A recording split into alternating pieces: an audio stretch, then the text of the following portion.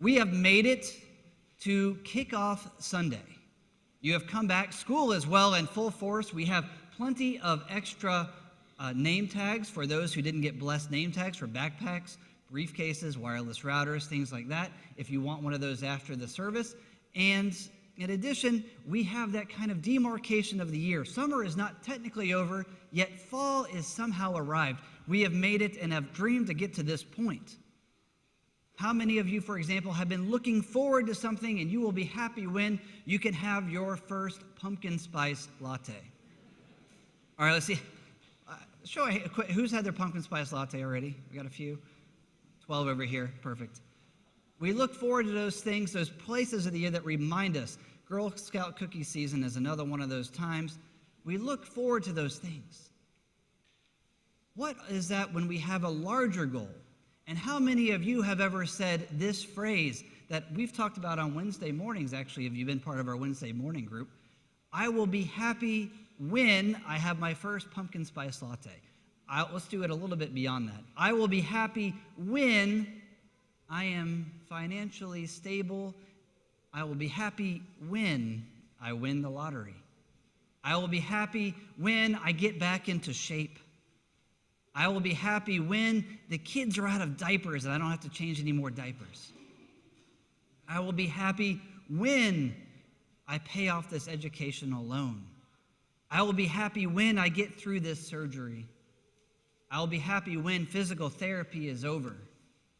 I'll be happy when I can live with the grief that has been with me for so long or so short.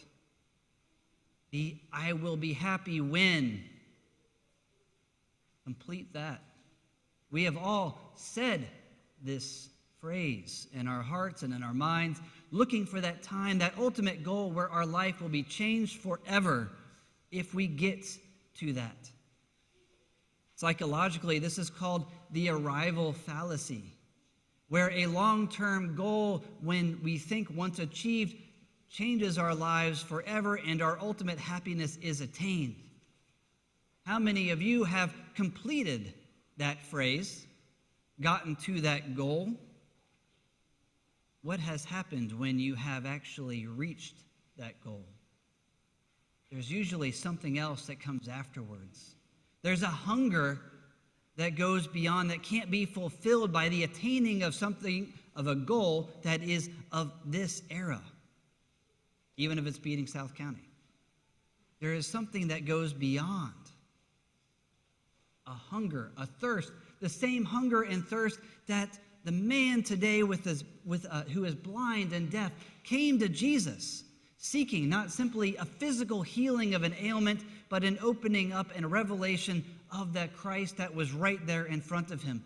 The woman, not of Israel, not outside of the grace of Israel, looking and searching the hunger, a thirst for something that could not be attained even with the healing of her daughter, but that went far beyond that. No, that is the revelation of Christ. That salvation is not simply something that we attain in the hereafter, but that can be lived, experienced, and shared in the here and now, with us, for us, and through us.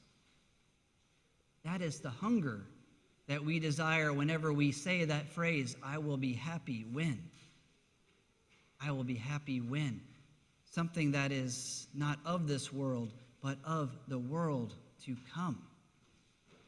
We look at that example of the woman of Syrophoenician origin, which Jesus begins to minister to the lost tribe of Israel first, and then has gone way up into this region up here, where he sought to be alone. And yet God's grace starts extending beyond those 12 tribes represented by our disciples and into the greater world. It can't be contained, as we tried to articulate in that kid's homily a minute ago. It can't be contained, must be opened and shared.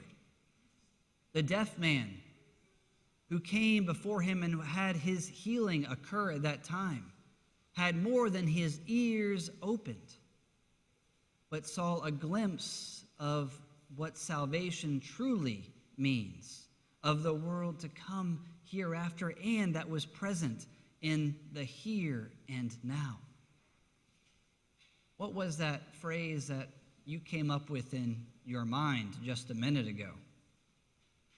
What are those things that have already occurred in your life that might be revealing ever so slightly, the world that is to come, the glimpses of God that breaks through into this world? We can look at it from a practical component, the miracle and gift of modern medicine, which has its shortcomings, yes.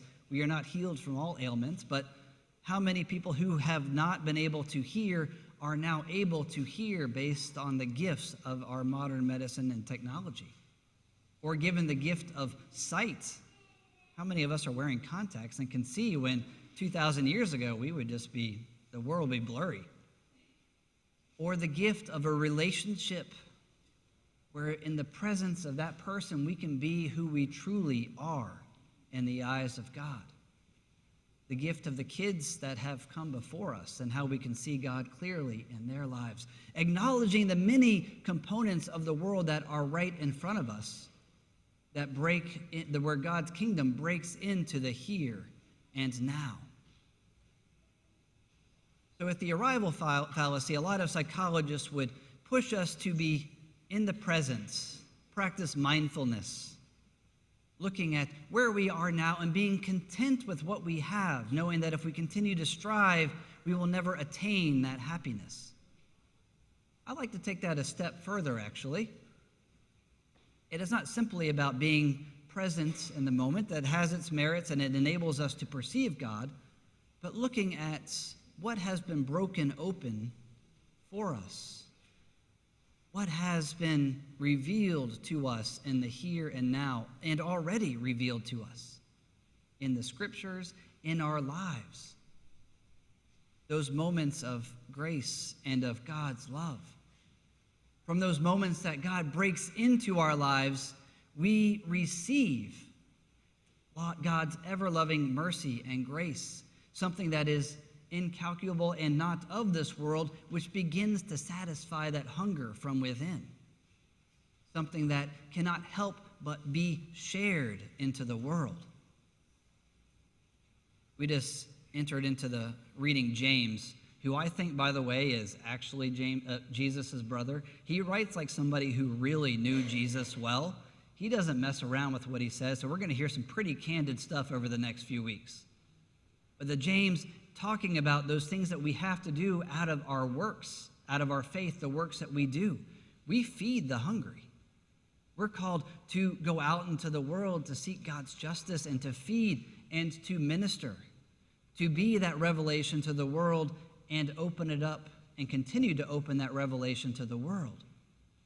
So as we continue to hear James, it originates from knowing that we have already received and seen God's grace open up for us in this world, and not always in those joyful and happy times, but in those moments of grace where we can't help but realize that God's love breaks in when we need it the most. This is the secret. It is called Paschal mystery, Christ's mystery. And as Jesus, implementing the greatest business plan ever, tells them to tell nobody. And as we've heard before, what happens when you tell somebody not to say anything? It's already gone viral on TikTok. We're well beyond. This is the thing, so I'm going to tell you all, don't say a word about this sermon, okay? Don't tell anybody. But looking at that, the secret, the mystery of Christ, something that we can't entirely comprehend, is right before us, and we see it beginning to open up in our lives and in and through us. Not something that simply happens to us, but comes from within and begins to open.